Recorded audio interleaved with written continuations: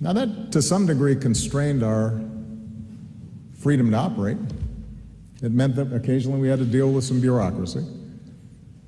It meant that on occasion we have to persuade other countries, and we don't get 100% of what we want in each case, but we knew that by doing so, everybody was going to be better off, partly because the norms and rules that were put in place were reflective of what we believe.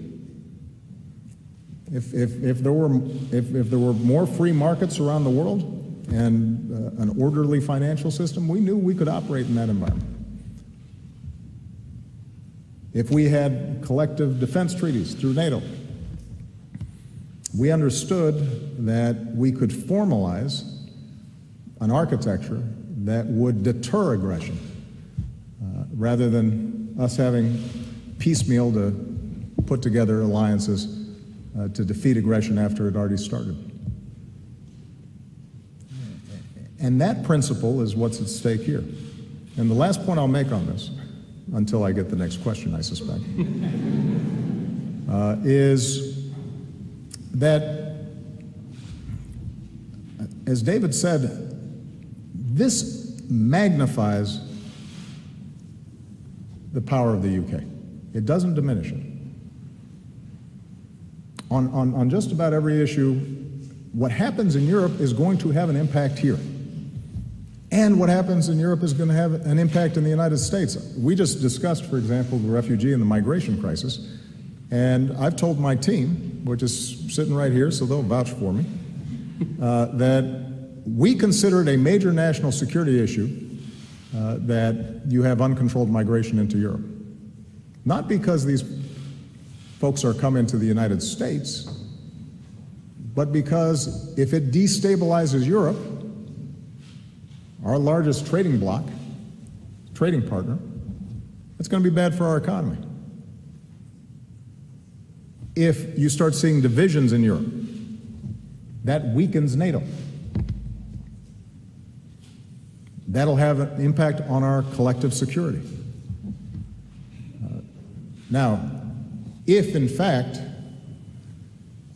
I want somebody who's smart and common sense and tough and is thinking as I do in the conversations about how migration is going to be handled, somebody who also has a sense of compassion and recognizes that immigration can enhance, when done properly, the assets of a country and not just diminish them, well, I want David Cameron in the conversation, just as I want him in the conversation when we're having discussions about information sharing and counterterrorism activity. Precisely because I have a confidence in the UK, and I know that if we're not working effectively with Paris or Brussels, then those attacks are going to migrate to the United States and to London. I want one of my strongest partners in that conversation. So it enhances the special relationship. It doesn't diminish it. We have another British question from Laura Kuenssberg from the BBC. Thank you. Mr. President, you've made your views very plain on the fact that British voters should choose to stay in the EU.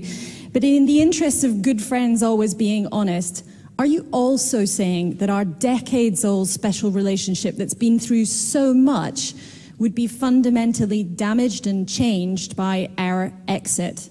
If so, how? And do you have any sympathy with people who think this is none of your business?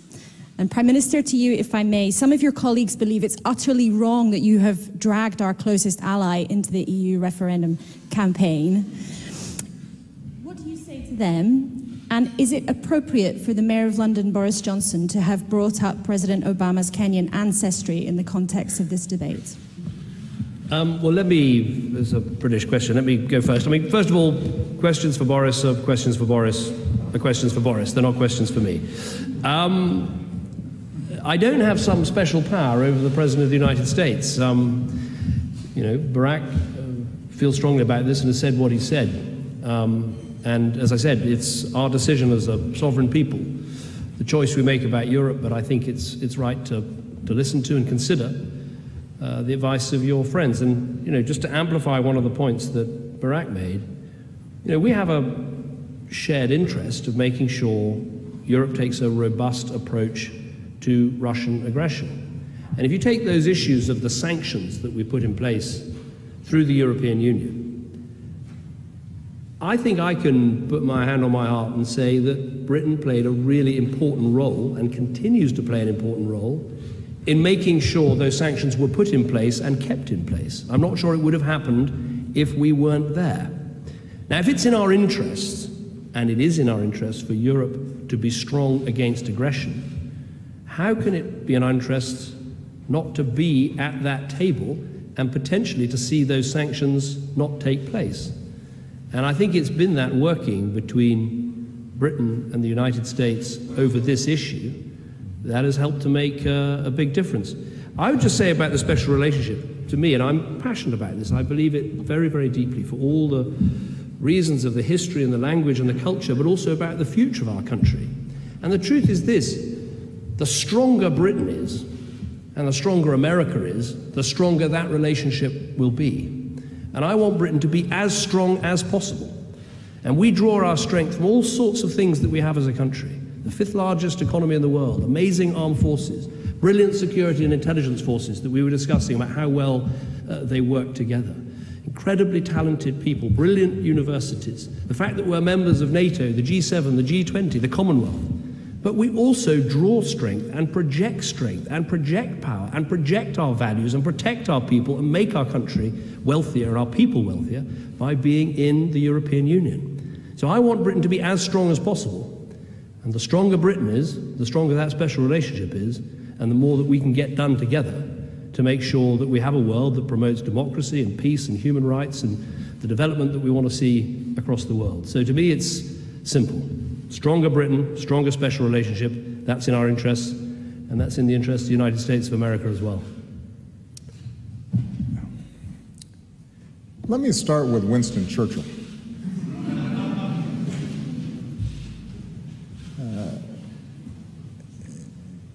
I don't know if people are aware of this, but in the residence on the second floor, my office, my private office, is called the Treaty Room. And right outside the door of the Treaty Room, so that I see it every day, including on weekends when I'm going into that office to watch a basketball game. The primary image I see is a bust of Winston Churchill. It's there voluntarily because I can do anything on the second floor. I love Winston Churchill. Love the guy. Now, when I was elected as President of the United States, my predecessor had kept a Churchill bust in the Oval Office. There are only so many tables where you can put busts. Otherwise, it starts looking a little cluttered. And I thought it was appropriate, and I suspect that most people here in the United Kingdom might agree, that as the first African-American president, it might be appropriate to have a bust of Dr. Martin Luther King in my office, to remind me of all the hard work of a lot of people who would somehow allow me to have the privilege of holding this office. That's just on Winston Churchill. I think people should know that, know my thinking there. With respect to the special relationship, I have a staff member who will not be named, because it might embarrass her a little bit, who generally on foreign trips does not leave the hotel or the staff room because she's constantly doing work making this happen.